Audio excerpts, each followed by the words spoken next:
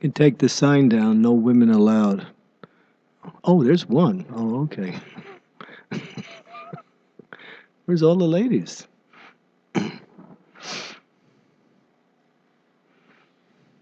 What happened to all the ladies? Don't they come anymore? Huh? They're listening from work. The men don't work and the women work. America. Amerika, right? America. In India, you'll have a program and it'll be like 2 men and 5,000 ladies, right? All the ladies come to the programs. Men are out working.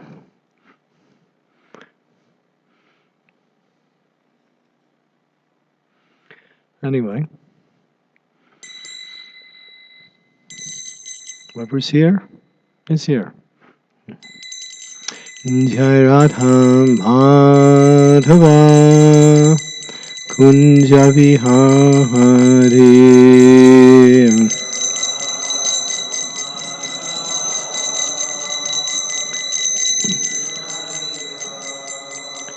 Radha Madhava Kunja Vihari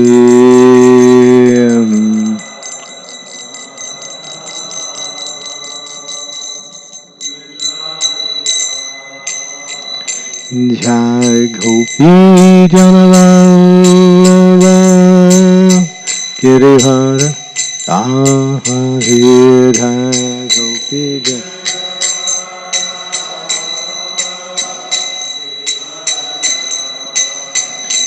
Jai Gopi Janavallabha Girivara Ahari Jai Gopi Girivardhan Yasodhanandana Raja Janahandhaya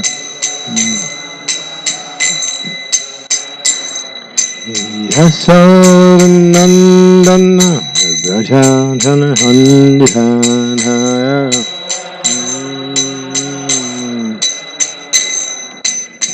Jamuna Tirahavan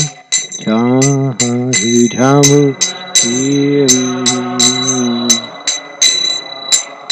Jamuna Tirahavan Jamuna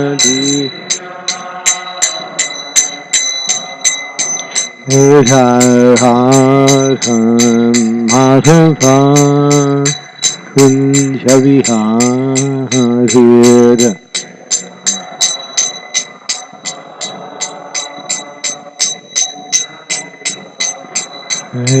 Jaya Radha Madhava Kunja Vihari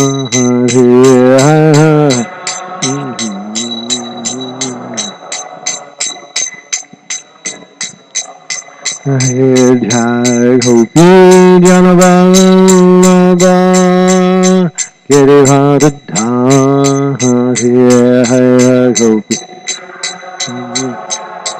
Gopi Janavallabha Jai Gopi Janavallabha Girivara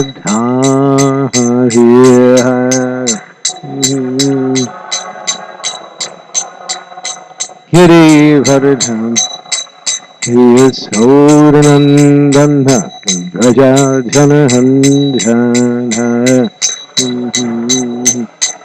Bhajajana Yasodhanandana Raja Janahandhaya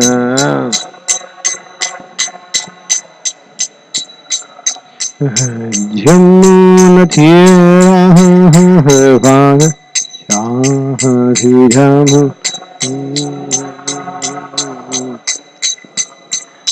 Jamuna Tirahavan Jamuna Har Har Madhava Kunjavi Hare Radham Madhavam Jaya Radham Madhava Kunjavi Hare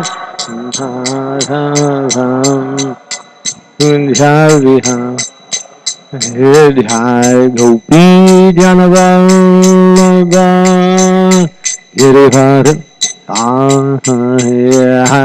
Hopi Gopi Girivara Jaya Gopi Janavallabha Girivara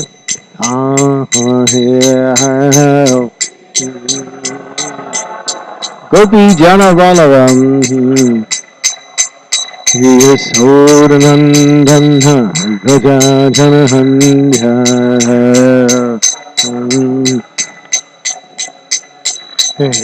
Yasodanandana Gajajanahanja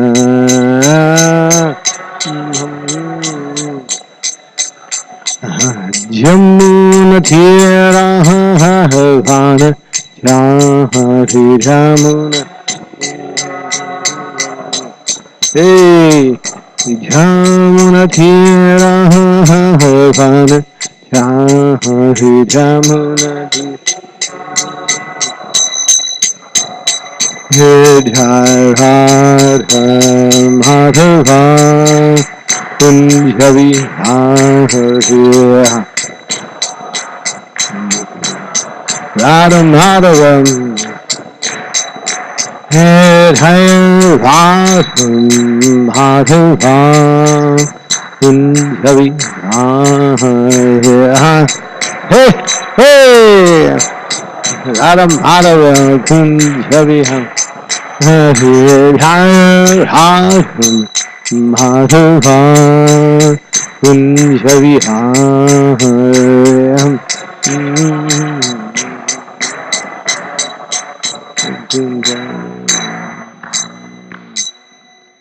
Gaur Premanande Hari Hari Bo Jai Om Vishnupad Paramahans Parivacakacharya Astottara Sata Shri Srimad His Divine Grace A.C. Bhakti Vedanta Swami Srila Prabhupada Ki Jai Raj Grantha Srimad Bhagavatam Ki Jai Sri Harinam Sankirtan Ki Jai Nitai Gaur Premanande.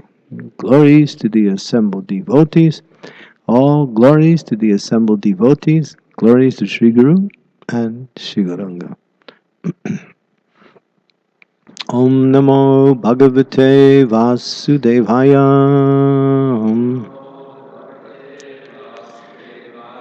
Om Namo Bhagavate Vasudevaya. Om Namo Bhagavate Vasudevaya.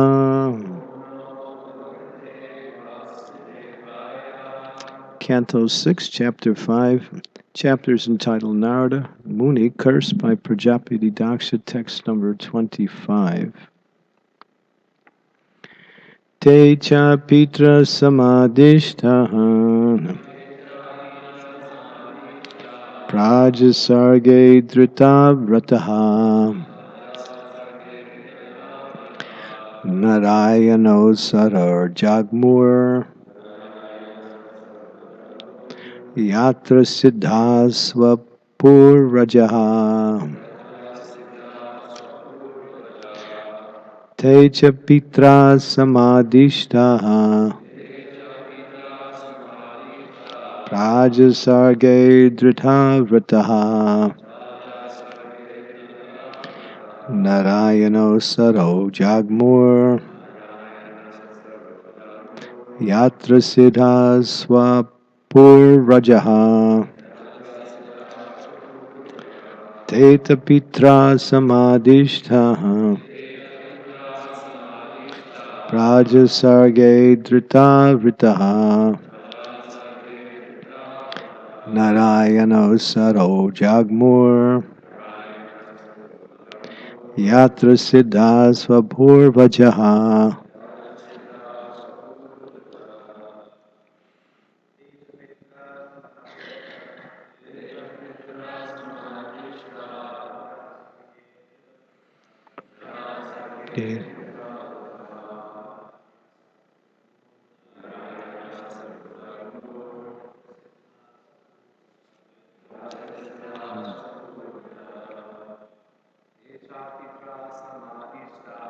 Seja pitra samadhishtaha. Raja sarge drithavitaha. Nayano sarogyagmur. Yatra siddha svabhurvajaha. Thank you. Anyone else? Eja pitra samadhishtaha. Nageja bhavitaha. Narayana saru jagmur. Yatra siddha svabhurvajaha.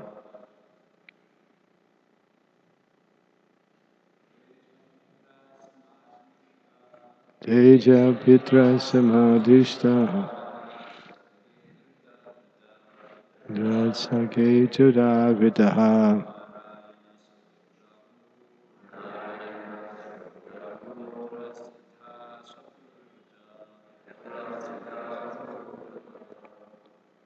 Anyone else on the men's side?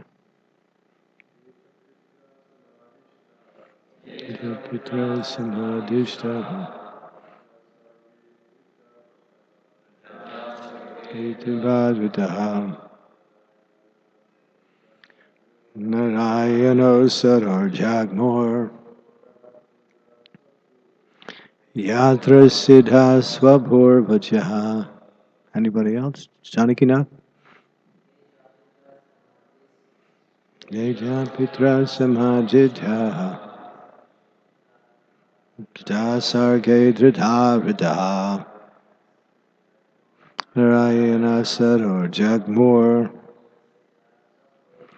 Yatra Siddha Swabhur Vajaha. Ladies? Teja Tripitra Samadhishta. Prajasarge Dridhavida. Narayana Saror Jagmur.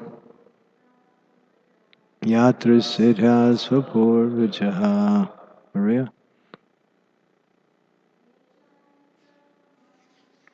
Teja Pitra Samhadishtaha. Prajasarge Dridhavida.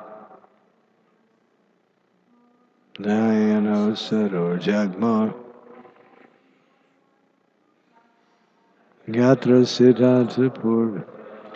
Te, these sons, the Salvalasvas, Cha, and Pitra, by their father, Samadhishtaha, being ordered, Prajasarge, in increasing progeny or population,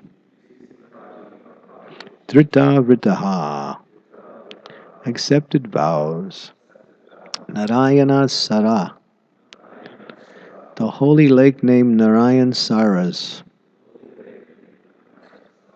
Jagmu, went to, Yatra, where, Siddha, perfected, Svapurvaja, their older brothers, who had previously gone there. Translation purport by His Divine Grace, says Sri Bhaktivedanta Swami Srila Prabhupada Ki Jai. In accordance with their father's orders to beget children, the second group of sons also went to Narayan Saras, the same place where their brothers had previously attained perfection, by following the instructions of Narada. Undertaking great vows of austerities, the Salvalasvas remained at that holy place. Purport. Prajapati Daksa, sent his second group of sons to the same place where his previous sons had attained perfection. He did not hesitate to send his second group of sons to the same place, although they too might become victims of Narada's instructions. According to the Vedic culture, one should be trained in spiritual understanding as a brahmacharya before entering household life to beget children. This is the Vedic system. Thus, Prajapati Daksha sent his second group of sons for cultural improvement, despite the risk that because of his instructions of Narada, they might become as intelligent as their older brothers. As a dutiful father, he did not hesitate to allow his sons to receive cultural instructions concerning the perfection of life. He depended upon them to choose whether to return home back to Godhead or to rot in this material world in various species of life. In all circumstances, the duty of the father is to give cultural education to his sons, who must later decide which way to go. Responsible fathers should not hinder their sons who are making cultural advancement in the association with the Krishna consciousness movement. This is not the father's duty.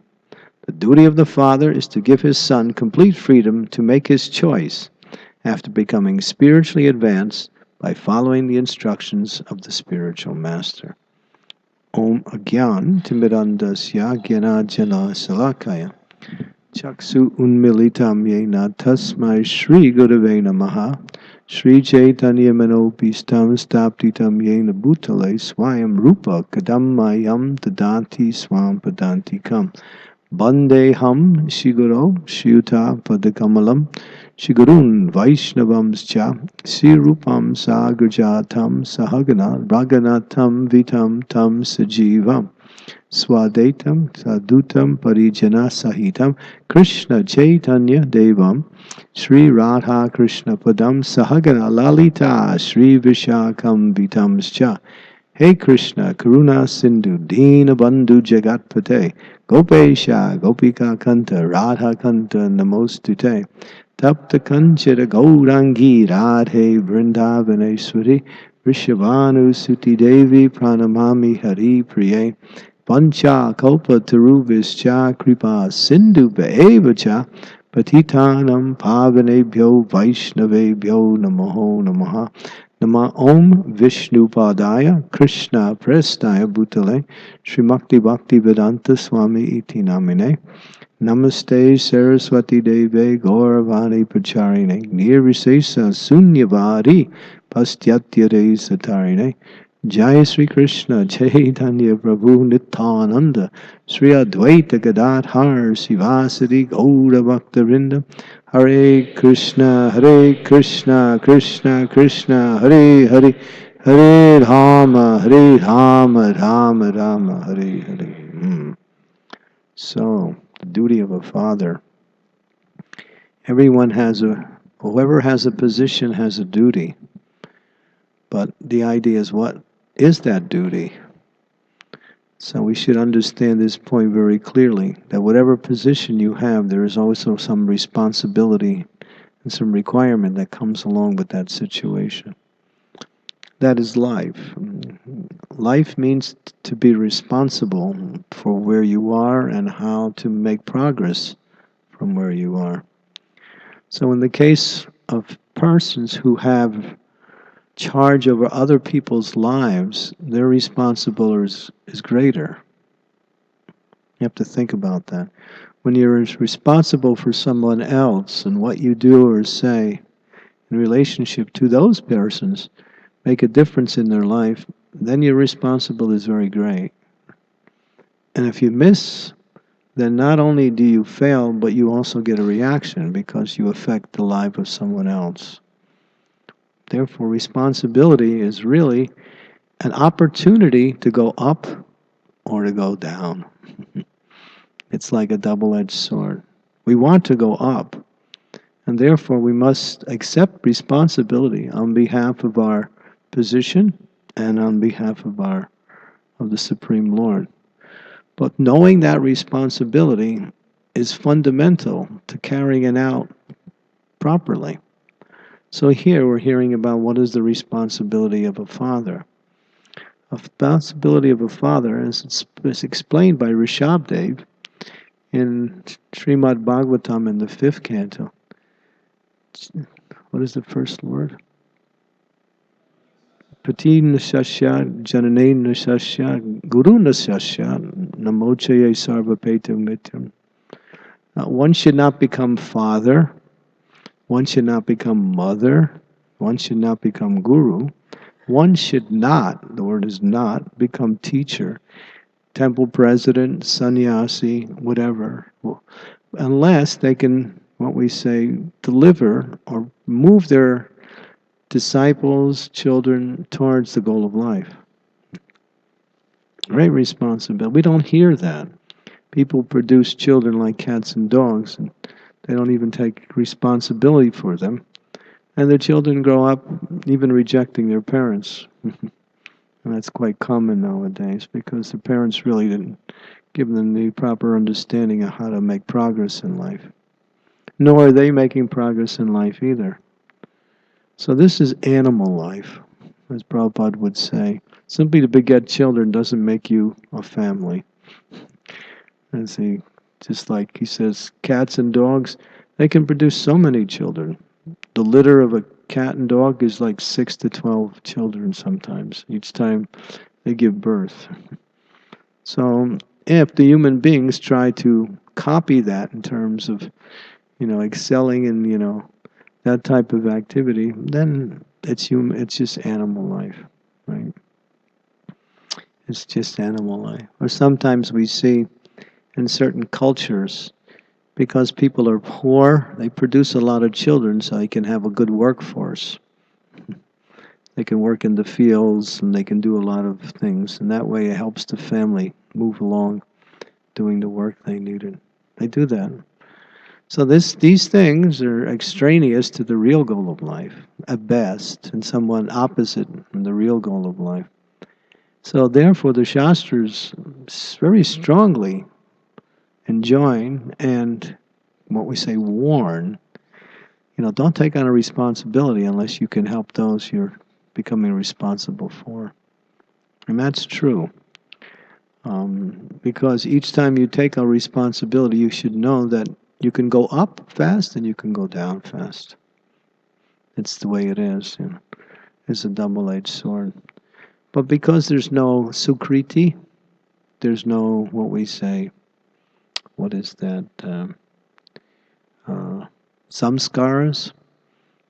There's no samskaras in the Western civilization.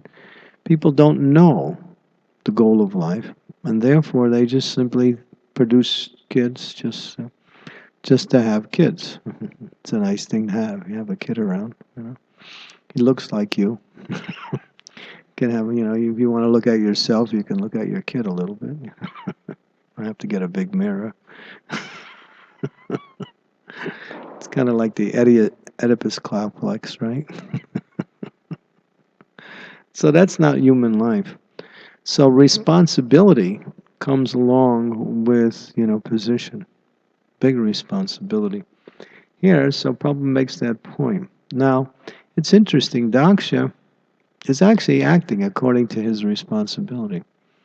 Prabhupada's in one sense glorifying him. He's producing so many nice sons, and he's sending them to holy places for purification so they can move forward in performing their service to humanity and to God. But here, Prabhupada makes the point that Daksha, although he's doing this, his mentality, he has a certain result-oriented. He wants to see them come forward and produce children. And Prabhupada said a father should give all that is necessary, but then ultimately the children have to make that decision in which direction. So just like their brothers, the Haryashvas, these names are a little strange, hard for me. The Salvalasvas, they followed in the footsteps of their brothers. And they also met Sri Narada Muni. What did he do? He did the same thing. He gave them a chance like he had given their older brothers. And in fact, he encouraged them in the same way. And therefore, they had a choice. He didn't force them. And just like he did with the first set, he told them an analogy about the various aspects of the material world and a goal of life. And knowing their intelligence, he let them figure it out and make the choice themselves.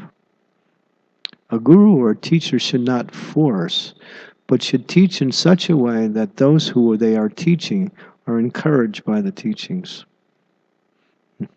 Force doesn't really, especially when you can't force someone over 15 years of age. Yeah. It says that. That's the Vedic culture. When a child is up to 5, you don't chastise, but you carefully watch and guide that child in such a way that it moves in the right direction.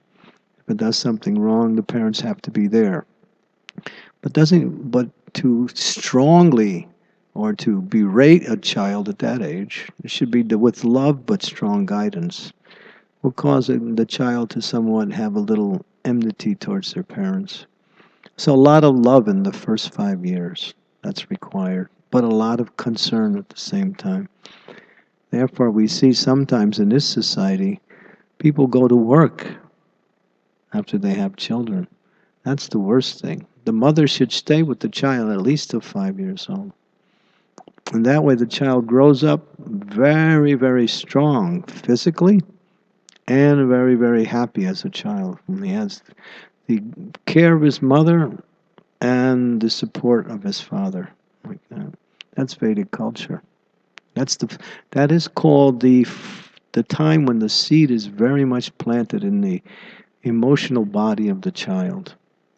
The intellectual starts a little later in life, around 5 years old. But the emotional development comes very strong in those early ages. And that's important, because if they grow up emotionally sound, then later they can learn so much and be, when we say, a tribute to their family and to society and to God also. So, but we don't see that. Daycare centers send them to the grandparents. We got to make money. So therefore, that doesn't really. You produce children, but at the same time, we neglect the care of it. We neglect it because we don't know what the care is. We think making money is more important. We need money so we can pay for the children's things.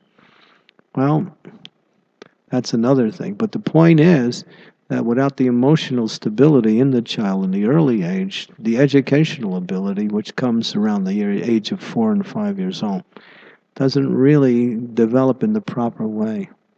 Yeah. You can see that. Sometimes we see, even in our society, because we have a dysfunctional childhood, we have a dysfunctional youthhood also, and we have a dysfunctional life. Somehow we can come to Krishna consciousness, we can change that around. But it takes a long time to reverse that, because the seed is so strongly planted at the early age. There's an old saying in Bengal that if you have bamboo and it's new, young, you can it's supple. They use the word supple. You can bend it nicely. But as the bamboo, stays, it gets more and more brittle. And then you try to bend it, you break it. So when you try to somehow or other teach later in life without putting the proper seeds earlier, it's easy to break the person you're teaching. So that's what we have in today's world, because there's no understanding of early age. And then it says from 5 to 15, the parents should be very strict with the child. Very strict, because that's the formative years where they pick up a lot of association, habits, bad habits, education, so many years. And then if that is done nicely, then by the time they're 15, they're actually adults in terms of mentality, like that. And then at that point, one treats their children as a friend. No more scolding, no more chastising, more or less just friend. because they've done the work in the early age and the child has somehow developed in the proper way. So this is Vedic culture. Vedic culture is the science of how to do everything in the best possible way, like that. So therefore, and then Daksha knows that. He's not going to tell his kids what to do. But he does have a particular, what we say, mindset about what he wants to happen. He wants them to follow in his footsteps, but they don't. And therefore, somehow or other, he becomes a little disturbed by that. Not very much disturbed. So Prabhupada says, training begins, especially within the ashram, in the spiritual thing, with brahmacharya. What is brahmacharya training? To train how to become obedient. That's what it means to be a brahmachari. That's the first training. As we grow up, we live in a dysfunctional society, so in order to exist, we have to somehow develop this false sense of independence towards superiors. And therefore, obedience is not part of our culture. And, it's like do your own thing, be your own man, like that. It's also due to the fact that we're not getting the proper training in the beginning, so there's a reaction for that. So therefore, obedience is the first principle of spiritual life. And one who becomes very obedient to the temple authorities, to the spiritual master, and to the principles of devotional service. And one that becomes a qualification for education. Because disciple means discipline. And discipline is the first principle of discipline, is obedience. Obedience allows one to follow the paths, what we say, properly, like that. And as obedience is there, then education takes root easily within the heart and mind. If one's character does not develop, your education, even if you're good at memorizing things, your character will somehow or other overshadow your qualities, and your education will be somewhat external. It doesn't take root within the heart, or it becomes a source of egoism. And therefore one has to see that the qualities of a Vaishnava is like the sponge which allows for the education to develop really deep within the heart and within the mind and within the actions, like that. So this is the process, like that. Therefore education starts with obedience and then training, like that. But most important is education in qualities. When obedience is there, one can learn the qualities nicely. How to become humble, what it means to become humble, what it means to develop tolerance, what it means to develop patience, what it means to develop what we respect for others, and not wanting personal respect for oneself. These are all qualities that are, we might say, fundamental, but also what we might say they are so important in the process of learning that they actually are education themselves. As Krishna says in Bhagavad Gita, amanitvam adambitvam. When he explains the 20 items of knowledge, he says the first item of knowledge is what? Humility. And the second one is pridelessness, amanitvam, adambitvam, ahimsa, nonviolence. Prabhupada's definition of nonviolence is revolutionary in that purport. Would you like to hear his definition of what nonviolence is? You sure? You won't leave the class? It's really a shaker. He says nonviolence means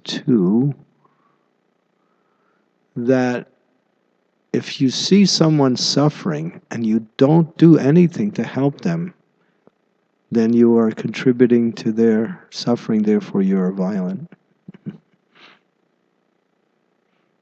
If you somehow or other are insensitive in a situation where you can do something to help relieve a person's suffering and you don't do that, that's the quality of violence. Right? That's the definition? Yeah. Yeah, it's very strong. So he more or less he manifests that we should preach Krishna consciousness to others to help them to relieve their suffering. Like that. And that's compassion, and that is the principle of nonviolence. But these are the qualities that are foundational. So brahmachari ashram is a great advantage to really develop everything we need in the practice of Krishna consciousness. Learning how to become tolerant in association with working with others in such a somewhat restrictive environment. Keeping everything extraordinary, clean. Cleanliness is such an important part of devotional life. Cleanliness is also described in that cleanliness is two things. Internally, by chanting the Hare Krishna Maha Mantra, purifying the heart, and externally by keeping one's place very neat and organized and not living beyond what you need to live. Everything should be done clean, neat, organized, and therefore simple.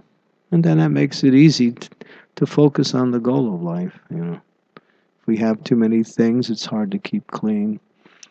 If we're not following a regimen of cleanliness. One devotee said, one person says, when I go to an institution, I go to the bathrooms. And if their bathrooms are clean, I know this is a good institution. Right. They keep the bathrooms clean. That's a sign of what we say, these people have some education. Right. So these things are really very important. So cleanliness is not next to godliness. It is godliness. So keeping things clean.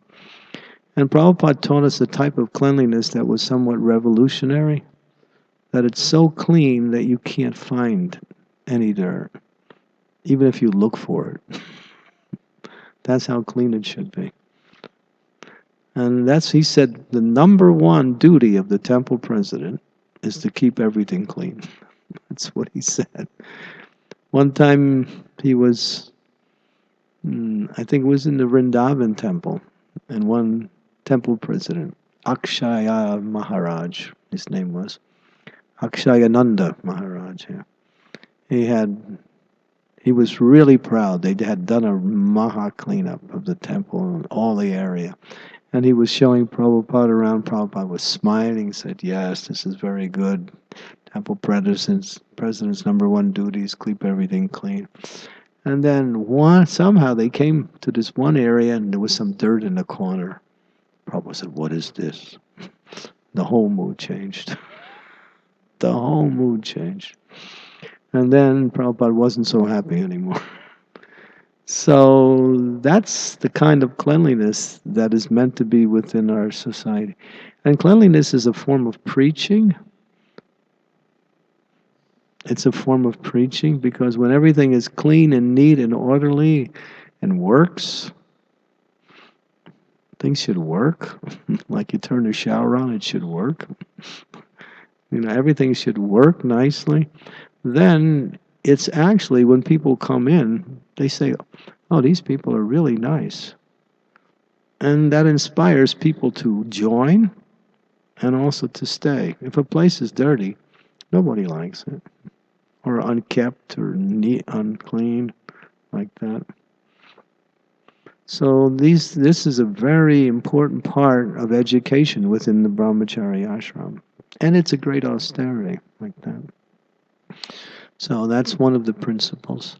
So as we perform all these other duties, then our temple activities, which are hearing and chanting the glories of the Lord, will have a lot of effect.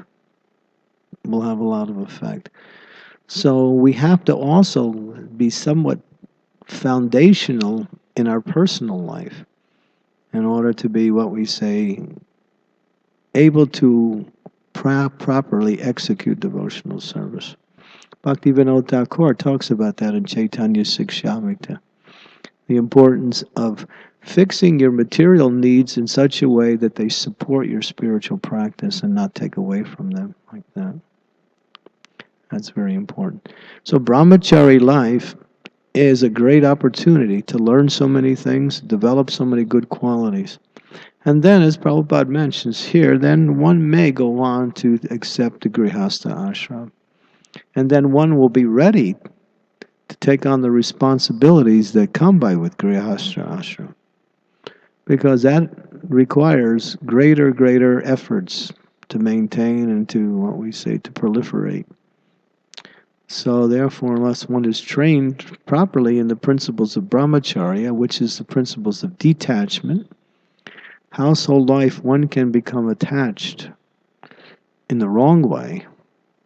And in that attachment in the wrong way, one becomes, what we say, fallen. Like that. So one has to, it doesn't mean you don't like the situation. You have to accept it, work with it, develop it, and also see it as Krishna's mercy, like that. Aversion in any particular ashram is not a good quality, or it leads to a different type of attachment.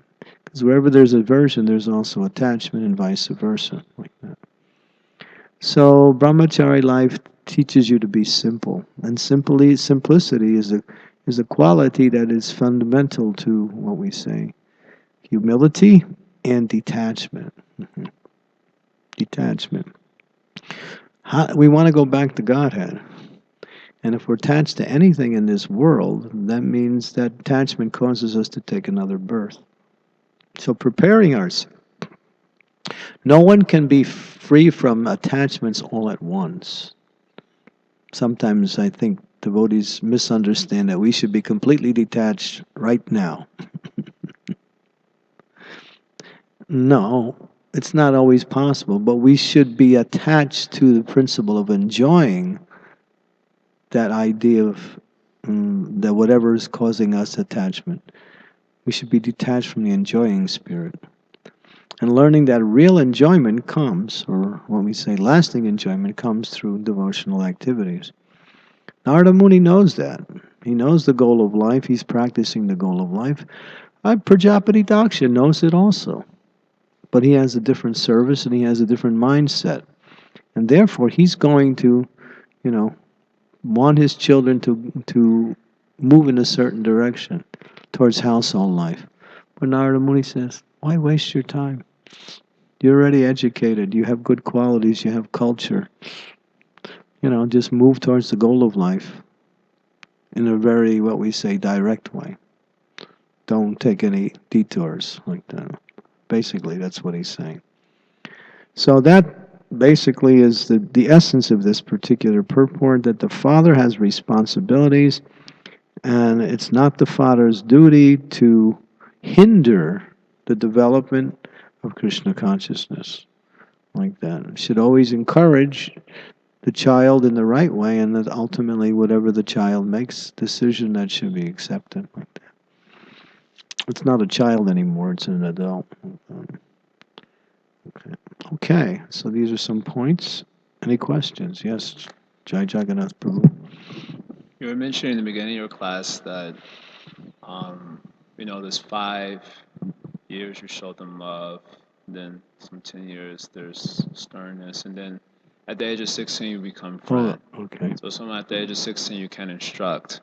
But then when we're dealing with... You can instruct, but you can't... You can't force anything. No, it's not a force program anymore. Right.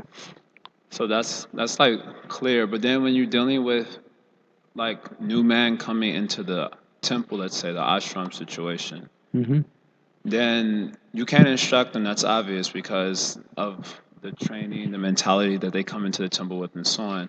At the same time, if you don't say anything, and sometimes say things strongly as well, then things don't get done or they don't get understood properly. But then if you say things strongly, then people feel offended. Right. They feel that you're not treating them with respect and love, and there ensues negativity after that. So how to make a balance? Because if they're not, I know, for example, also what you saw in the beginning. Bhaktivinoda Prabhu was very strong with me from the very beginning. I mean, he used to blast me daily, like very heavily. Yeah. I never felt any animosity, but I don't do like that on a personal level, and I Well, don't think it works also. But on your personal level, you grew up pretty strictly in Yeah, your that's own. true. That was You were also used to another. that, right? Yeah, Yeah, it's that's a true. fact. But some people are not used to it. So, like that, they have the wayward mentality. You know. So how do you make a balance between this type of situation?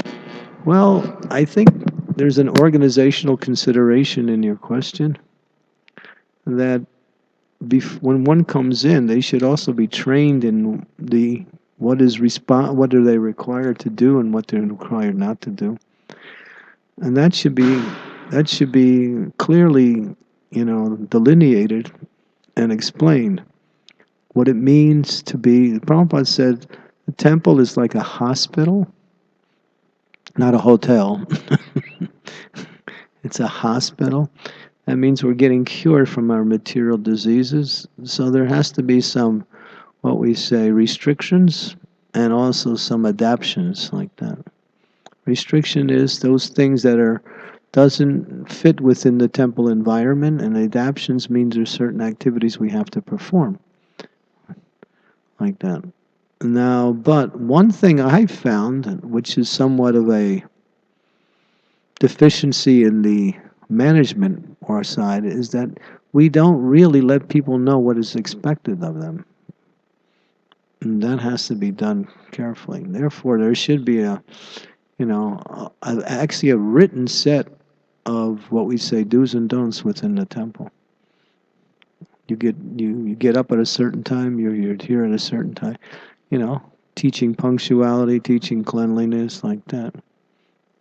So that should be mandated. And then when persons go outside of it, you can refer to that. See, this is what it says, and this is what you should follow.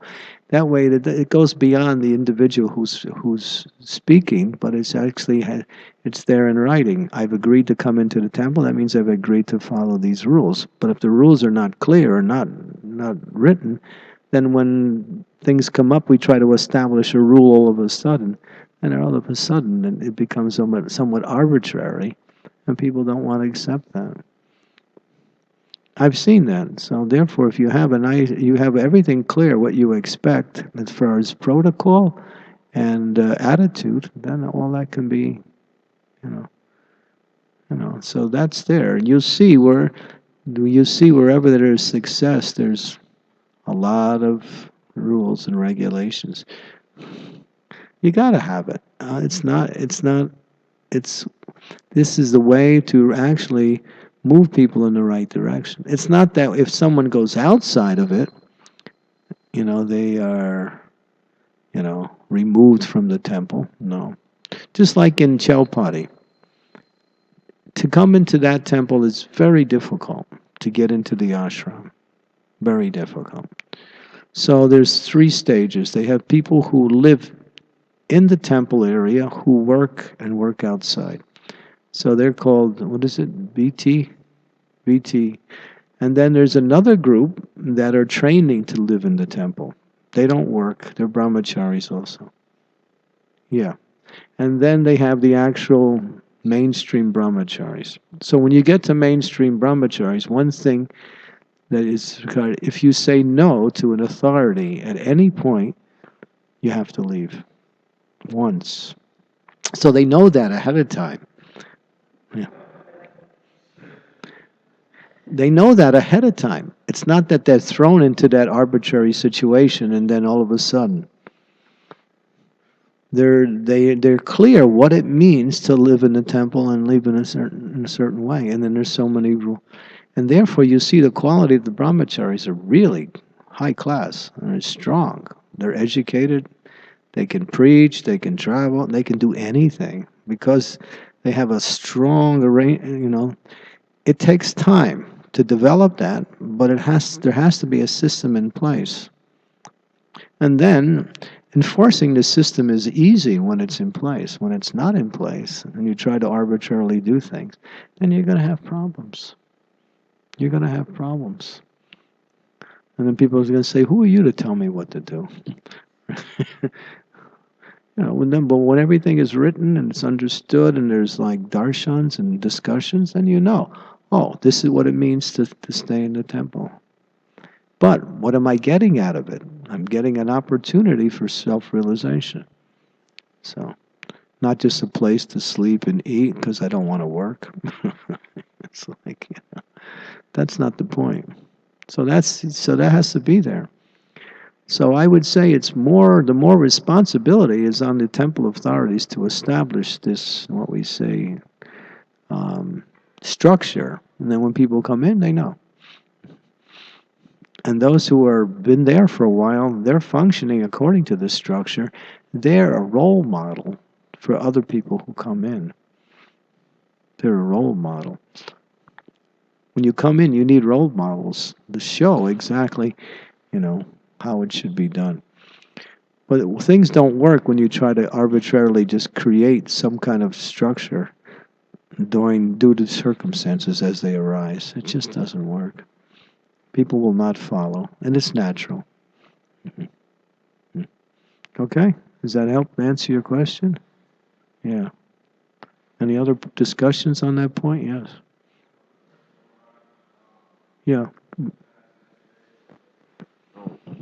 What would make you happy? Hmm? What would make you happy seeing improvements in the generally speaking, not like very You really specific? picked what would make me happy? Yes, Maharaj. You ready? You're not. I'd say, ooh, this is a real. Are you sure? Instead of getting that firehouse, put the money, time, and energy to fix this place up. Make the brahmachari ashram a nice place. Give the devotees really first-class rooms that are clean, organized, neat, not broken down. Nice lockers, where they can live nicely, not jammed into rooms like that, and places so dirty. I'd say put about $100,000 into this building and fix it up and make it nice. Get rid of the junk, the broken parts, because you got to live here. It's nice, and it should be nice. You should have all the facility you need to work nicely. These tin metal lockers, they're useless. Throw them out. Get some nice wooden cabinets. Metal's just junk. It's all junk. Sorry. it's junk. Right, like that. And the place is broken down. Everything's falling apart. There's clothes all over the hallways, and pictures stuffed this way, bottles this way. I'm just thinking I'm in the Bowery. This is Prabhupada said every inch of the temple is Krishna, not just the temple room. That was Prabhupada's understanding. He said every place should be as clean as any other place and organized like that. And you'll see the difference. The consciousness will go up tremendously. And people will become more responsible at the same time for themselves and for others. So that has to be there. I mean, you might say, well, this building is hard to work with. Maybe, but I think if the money is there, that would be a nice project to just fix it. And give the brahmacharis, brahmacharis shouldn't live in broken, poor areas and say, well, it's renunciation. It should be nice rooms. Maybe have rooms where there's two devotees to a room and everything is nice. They have their own bunks, they have their own lockers, it's clean, it's neat, they have a little library there. Everything should be nice. And then they don't want to leave, right? They don't want to leave. It should be nice. And then they're willing to surrender. But if you have to come back to a dirty area where it's crowded and it's just like, you got plenty of room here. You just have to fix it up, that's all. Got a lot of room here. It takes a plan. It might be a master plan. So that would make me happy. You asked? Yeah. Because I'm quite unhappy living on that fourth floor because it's so filthy and so broken down that I have to close my eyes when I walk through the halls. I mean, that's how I feel. I'm sorry.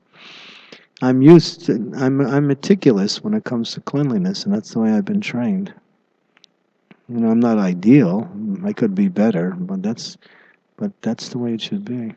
It's actually a very high feature of spiritual life and ashram living. Murari, you want to say anything?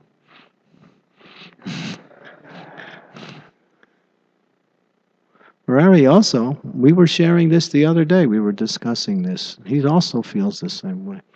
We need to improve the whole place like that. The temple's nice. You see how nice this temple is. It's a very beautiful temple. Things are organized nicely. But this is just one part of the whole temple. It's the most important part, but each, as Prabhupada said, the temple itself is Krishna's body. So this is Krishna's heart. But Krishna has other parts to his body too. And so everything should be nice, clean, organized, and neat. And to do that, you really have to have a plan, and you have to have someone you have to have a team to carry it out. So, okay? You asked. I answered your question. Because that's been on my mind the last few days. As I look around, I just see the same, things all over the place. And I can see the brahmacharis could have better arrangements for their living quarters. It's not ideal. I mean, the room next to me where Janaki Nath is staying, I thought, it was a hotel that was being evacuated or something. The place is filthy, completely filthy. There's black dirt all over the doors, on the walls. The place. And I was in one temple in America, and I saw the same thing happening. Crowded conditions and dirty places and not being clean. I said, you got to clean it. You're going to get bed bugs. They didn't listen. A year later, they got bed bugs. They had to pay $10,000, and still the place is not free from bugs.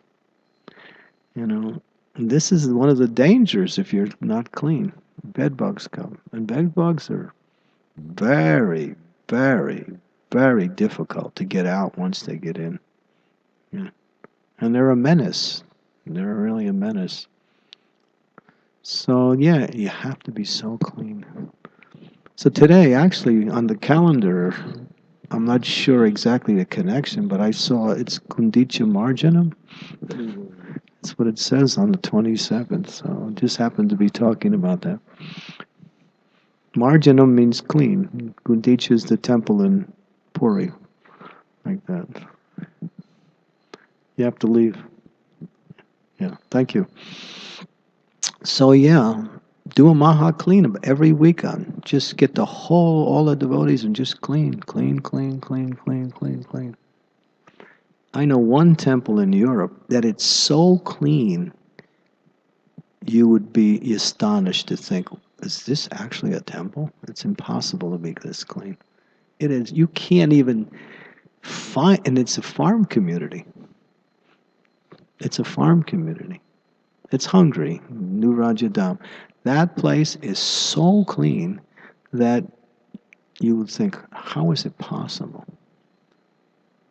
It is, even that they have hundreds of acres, and you can't find a piece of paper laying around anywhere on those 100 acres.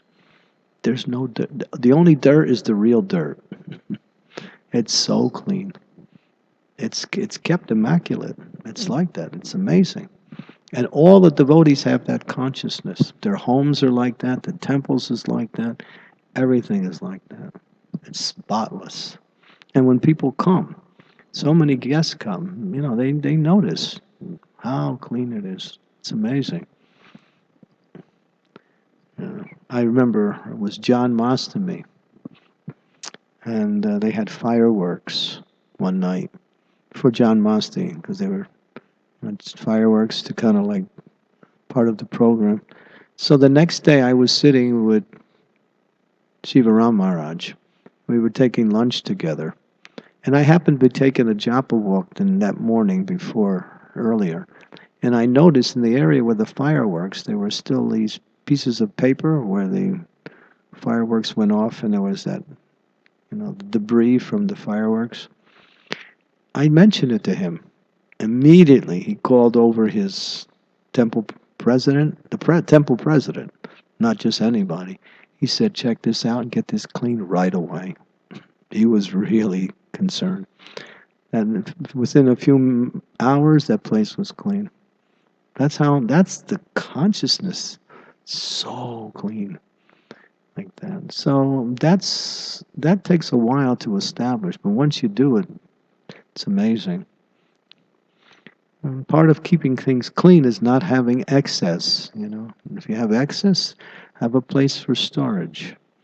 Like that. And that keeps down disease. When everything's clean, there's less likely of sicknesses, especially in the warm weather. Like that. So, anyway, thanks for the question. I hope I didn't say anything wrong. Okay. Anything else? Okay, thank you very much. Srila Prabhupada ki jai. Gaur Premanande. Hari Hari Bol. Hari Bol.